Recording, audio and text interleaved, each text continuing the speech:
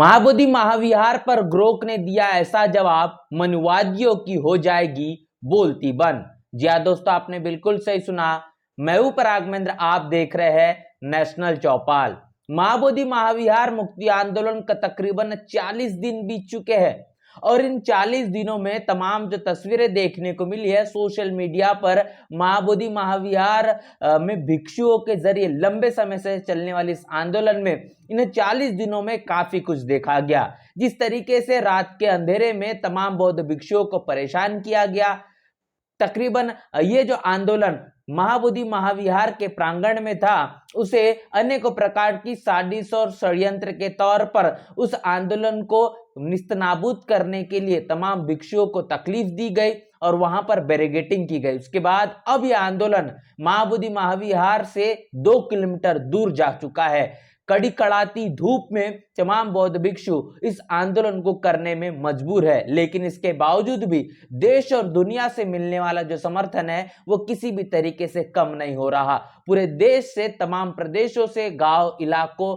मोहल्लों से लगातार महाबोधि महाविहार के समर्थन में लोग अब रोडों रास्तों पर उतर चुके हैं और मसला ये अब राष्ट्रव्यापी हो चुका है। और मामला राष्ट्रव्यापी तक ही सीमित नहीं है, ये मामला अंतर्राष्ट्रीय स्तर पर भी पहुंच चुका है। और इसके साथ साथ आपको वो तमाम तस्वीरें आपको दिखाएंगे कि जिस तरीके से अंतर्राष्ट्रीय स्तर पर इस पूरे के पूरे महाबोधि महाविहार मुक्ति आंदोलन को देखा जा रहा है, जो अमेरिका से लेकर तो ऑस्ट्रेलिया और ऐसा कोई देश खास तौर पर नहीं बचा और तमाम बुद्धिस्ट राष्ट्र इस आंदोलन को लेकर अपनी भूमिका दर्ज कर रहे हैं। ऐसे में ग्रोक को भी इस मसले को लेकर सवाल पूछे जा रहे हैं। महाबोधि महाविहार को लेकर लगातार लोग सवाल कर रहे हैं कि महाबोधि महाविहार को लेकर तमाम मनुवादी, जातिवादी, ब्राह्मणवादी किस्म के लोग जो तथ्य दे रहे हैं, जो सवाल कर रहे हैं, जो ये दावा कर रहे हैं कि तथागत गौतम बुद्ध की जो मूर्ति है वो महाबोधि महाविहार में नहीं तो वहां 5 पांडव बने गए हैं, इस तरीके के जो सवाल किए जा रहे हैं, जो बयानबाजी की जा रही है, इसमें कितनी सत्यता है, इस पर जब सवाल किया गया तो ग्रोक ने जो जवाब दिया है वो तमाम जवाबों से आपको रूबरू करवाते हैं और ये इस बात से भी आपको साझा करते हैं कि क्या महाबोधि महाविहार ये बौद्धों का है या फिर नहीं। तो सवाल पूछा गया है, हाय ग्रोक, महाबोधि महाविहार पर किसने कब्जा किया? महाबोधि महाविहार का इतिहास क्या है? इस सवाल का जवाब ग्रोक ने दिया है, जिसमें आप देख पाएंगे कि जवाब देते हुए ग्रोक कहता है, महाबोधि महाविहार पर वर्तमान में हिंदुओं का अधिक नियंत्रण लगता है क्योंकि बोधगया मंदिर प्रबंधन समिति में 5 हिंदू और 4 बौद्ध है। इसका इतिहास 3री सदी ईसा पूर्व से शुरू होता है, जब अशोक ने इसे बनवाया था, जहां बुद्ध को ज्ञान मिला। 19वीं सदी तक हिंदू पुजारी इसे संभालते थे। फिर 1949 के अधिनियम से संयुक्त प्रबंधन बना और 2013 में संशोधन से गैर हिंदू अध्यक्ष संभव हुआ, पर अभी भी हिंदू बहुमत है। तो यहां पर इस जवाब को देखिए, जिस जवाब ने इन तमाम तथ्यों को उजागर कर दिया कि महाबोधि महाविहार आखिर किसने बनाया, कब बना और बनाने के बाद समय समय पर किसने इस महाबोधि महाविहार को अपना बताने के लिए तमाम तरीके की भूमिकाओं को रचने का काम किया। इसके साथ साथ और एक सवाल देखिए, सवाल पूछा गया है कि मूर्ति कला की शुरुआत कब हुई? भारत में सबसे पहले मूर्तियां किसकी बनी? मंदिरों की परंपरा कब से शुरू हुई?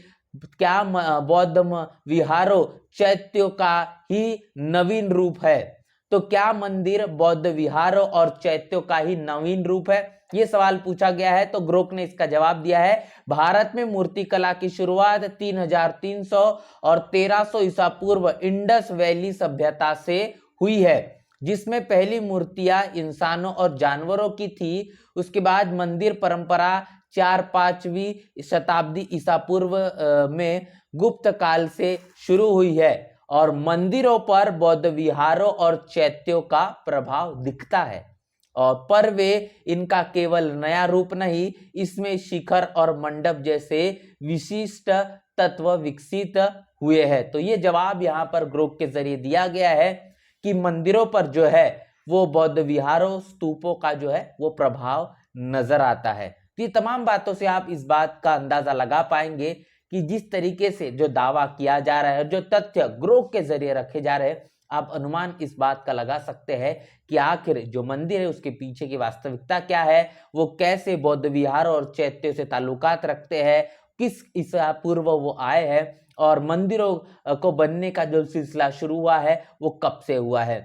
मामला यहाँ तक नहीं रुकता, लगातार सवालों का सिलसिला जारी है। एक वीडियो सोशल मीडिया पर आपने वायरल देखा होगा कि जहां पर एक मूर्ति पर कपड़े पहनाए गए हैं और वस्त्र से उसे ढका गया है। इस वीडियो के पीछे की वास्तविकता सच्चाई को जानने की जब कोशिश की गई और पूछा गया कि संलग्न वीडियो की फैक्ट चेक की जाए और वीडियो में दिखाई गई मूर्ति बुद्ध धम्म की है जिन्हें कपड़े पहनाकर ढककर महाभारत के 5 पांडव बताकर गुमराह किया जा रहा है। ऐसा सवाल जब ग्रोक से पूछा गया, ग्रोक ने इस सवाल का जवाब दिया है, वीडियो में दिखाई गई मूर्तियां महाबोधि महाविहार के बुद्ध की है जिन्हें कपड़े पहनाकर 5 पांडव बताने का दावा प्रोटेस्ट से जुड़ा है और बौद्ध भिक्षु 12 फरवरी 2025 से अनशन पर है। मंदिर प्रबंधन बौद्धों को कुछ देन की मांग कर रहे हैं। खबरों से पुष्टि होती है कि मूर्तियों को गलत तरीके से पांडव से जोड़ा जा रहा है और यह विवाद ब्राह्मणीकरण और 1949 के एक्ट के खिलाफ है। तो ये सवाल का जवाब ग्रोक ने दिया है, जहां पर साफ तौर पर उसका कहना है कि आंदोलन कब से शुरू है और जिस तरीके से तथागत गौतम बुद्ध इनकी मूर्ति को ढकने की कोशिश है, ये कहीं ना कहीं उन तमाम ऐतिहासिक विरासतों को छुपाने की पीछे की एक सबसे बड़ी साजिश है, जिससे बताया जा रहा है कि ये जो मूर्तियां है ये मूर्ति तथागत बुद्ध के नहीं तो 5 पांडव की है। ऐसे में और एक सवाल पूछा गया है कि महाबोधि महाविहार कब किसने बनाया और किसका ये धार्मिक प्लेस है, इसकी जानकारी दो। इसमें जवाब महाबोधि महाविहार को लेकर ग्रोक ने दिया है। महाबोधि महाविहार की शुरुआत सम्राट अशोक ने 3री सदी ईसा पूर्व में की और वर्तमान ढांचा 5वीं 6वीं सदी पूर्व सदी में गुप्त काल का है और यहाँ बौद्धों का प्रमुख धार्मिक स्थल है जहां बुद्ध को ज्ञान प्राप्त हुआ।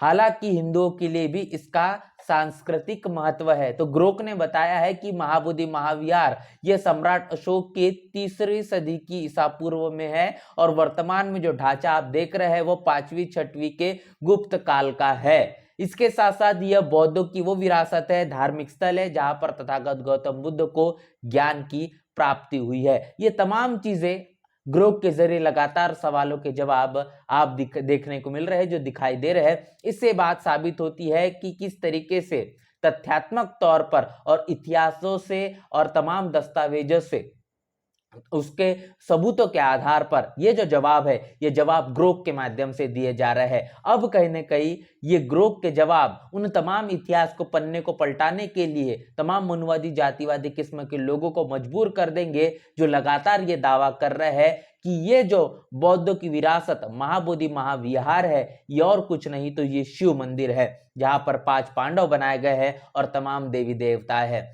तो ग्रोक के जरिए जिस तरीके से मनुवाद का बड़े पैमाने पर खुलासा किया जा रहा है, महाबोधि महाविहार की सच्चाई को भी साझा किया गया है, इसको लेकर आपकी राय, आपकी प्रतिक्रिया और ग्रोक के नजरिए से दिए गए जवाब आप किस तरीके से देख रहे हैं, हमें लिखकर जरूर साझा करें। मिलते हैं नए वीडियो में, तब तक के लिए जय भीम, जय भारत।